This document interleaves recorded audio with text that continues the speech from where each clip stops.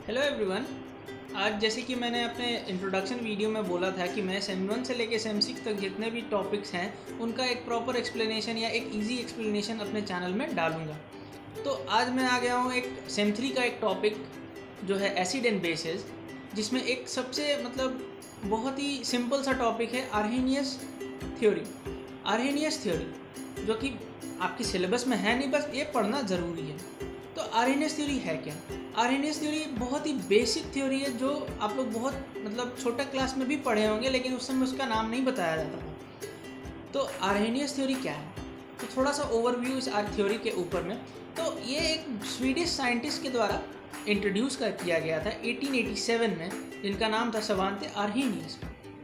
तो इस थ्योरी के अकॉर्डिंग क्या है, तो इस थ्योरी के अकॉर्डिंग हम लोग एक एसिड और एक बेस के बीच में कैटेगराइजेशन या फिर हम लोग बोल सकते हैं डिफ्रेंशिएट करते हैं। तो ये थ्योरी ये बोलता है, सबसे पहला पोस्टुलेट इस थ्योरी का ये है कि वैसे कंपाउंड्स जो एक्वस सॉल्यूशन में जाके अगर H+ लिबरेट करते हैं तो उस वैसे कंपाउंड्स को हम लोग एसिड के कैटेगरी में डालते हैं। सिमिलरली जो कंपाउंड्स एक्वस सॉल्यूशन में जाके OH- रिलीज करते हैं या लिबरेट करते हैं या यील्ड करते हैं, तो उन सारे कंपाउंड्स को हम लोग बेस के कैटेगरी में रखते हैं।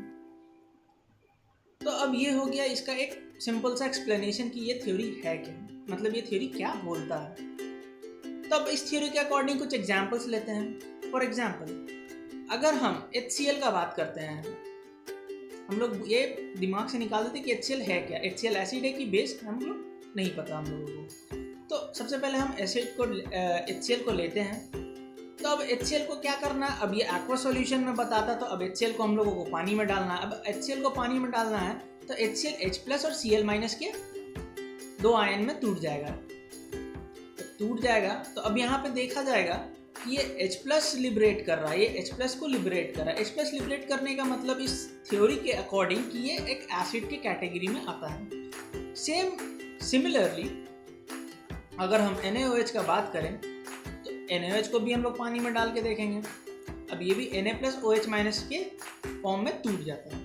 तो अब टूट गया, अब हम लोगों को टूटने पे दिख रहा है कि ये OH- भी लिबरेट कर रहा था। अब OH- अगर लिबरेट कर रहा है तो इस थ्योरी के अकॉर्डिंग इसको हम लोग बेस के कैटेगरी में डालते हैं।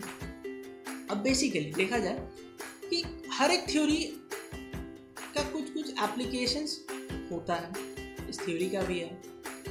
तो इस थ्योरी का एप्लीकेशंस अगर देखा जाए तो सबसे पहला एप्लीकेशन इसका ये है, इसको यूटिलिटी भी बोल सकते हैं, कि इस थ्योरी के यूज से हम लोग ये कर सकते हैं क्या कि कोई भी एसिड बेस का न्यूट्रलाइजेशन रिएक्शन एक्वस मीडियम में, यहाँ नोट करने वाली बात यह है कि ये एक्वस मीडियम में ही अगर एसिड बेस का न्यूट्रलाइजेशन रिएक्शन हो रहा है तो उसको हम लोग एक्सप्लेन कर सकते हैं विद दिस थ्योरी। अब न्यूट्रलाइजेशन रिएक्शन क्या होता है? न्यूट्रलाइजेशन रिएक्शन होता है ये कि जब एक एसिड और एक बेस रिएक्ट करता है तो एक सॉल्ट और सॉल्ट का फॉर्मेशन होता है अलोंग विथ वाटर। तो ये कर सकते हैं इस थ्योरी के यूज से। और एक और होता है कि एक्वस सॉल्यूशन में एसिड और बेस का कैटालाइटिक बिहेवियर मतलब रिएक्शन में क्या, रिएक्शन के स्पीड को बढ़ाने या घटाने का जो मैकेनिज्म होता है उसको डिनोट कर सकते हैं इस थ्योरी के अकॉर्डिंग, या डिनोट बोलने से ज़्यादा बेटर है कि एक्सप्लेन कर सकते हैं इस थ्योरी के अकॉर्डिंग। अब बेसिकली अब ऐसा तो नहीं है कि हर एक थ्योरी बहुत ही परफेक्ट होता है, हर थ्योरीज में कुछ ना कुछ फ्लॉज होते हैं, तब जाके नए थ्योरीज आते हैं। तो सबसे पहला अगर हम लिमिटेशन का बात करें तो लिमिटेशन में सबसे पहला लिमिटेशन अगर इस थ्योरी का ये है कि इस थ्योरी में कोई भी कैटेगराइजेशन एसिड का हो या बेस का हो तो वो सारे के सारे एक्वस मीडियम में ही पॉसिबल है। हम लोग सिंपली बोल सकते हैं कि this theory can not explain the acidic behaviour and basic behaviour in non aqueous medium.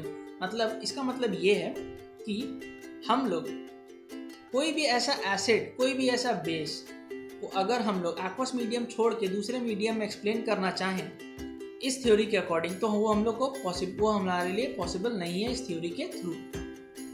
दूसरा इसका ड्रॉबैक ये है कि ये थ्योरी किसी भी, अब ये थ्योरी प्रॉपरली या प्योरली H+ और OH- के लिबरेशन पे डिपेंड करता है, ताकि उसके लिबरेशन पे ही ये बता पाता है कि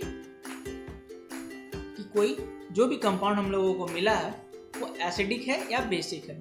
तो अब जिस कंपाउंड में H+ है ही नहीं, जिस कंपाउंड में OH- है ही नहीं, तो वो नहीं बता पाएगा इस थ्योरी के अकॉर्डिंग, पता ही नहीं पाएगा कि वो एसिडिक है कि बेसिक है। फॉर एग्जांपल, अगर हम कार्बन डाइऑक्साइड का बात करें तो कार्बन डाइऑक्साइड होता है एसिडिक इन नेचर, बल्कि इसमें H+ नहीं है। तो इस थ्योरी के अकॉर्डिंग इससे ऐसे कंपाउंड्स के एसिडिक बिहेवियर को हम लोग एक्सप्लेन नहीं कर सकते हैं। और अगर बात करते हैं अमोनिया की, तो अमोनिया सबको ही जानता है कि बहुत बेसिक इन नेचर होता है, लेकिन उसमें OH- का लिबरेशन नहीं होता है। अगर OH- का लिबरेशन नहीं होता है तो इस थ्योरी के अकॉर्डिंग हम लोग नहीं बता सकते कि ये बेसिक है कि एसिडिक है। और रहा तीसरा लिमिटेशन, तीसरा जो इसका ड्रॉबैक है ये है कि थोड़ी देर पहले मैंने इस वीडियो में बोला कि ये न्यूट्रलाइजेशन रिएक्शन तभी जस्टिफाई करेगा, ये है कि थोड़ी देर पहले मैंने इस वीडियो में बोला कि ये न्यूट्रलाइजेशन रिएक्शन तभी जस्टिफाई करेगा जब ये एक्वस मीडियम में हो। लेकिन बहुत ऐसा न्यूट्रलाइजेशन रिएक्शन होता है जो कि बिना एक्वस मीडियम के भी होता है। तो अगर ऐसा ना हो, अगर वो एक्वस मीडियम में ना हो तो ये न्यूट्रलाइजेशन रिएक्शन को जस्टिफाई नहीं कर सकता। ये था Arrhenius concept of acid and base, उसका लिमिटेशंस, उसका ड्रॉबैक लिमिटेशंस और उसका एप्लीकेशन। और इस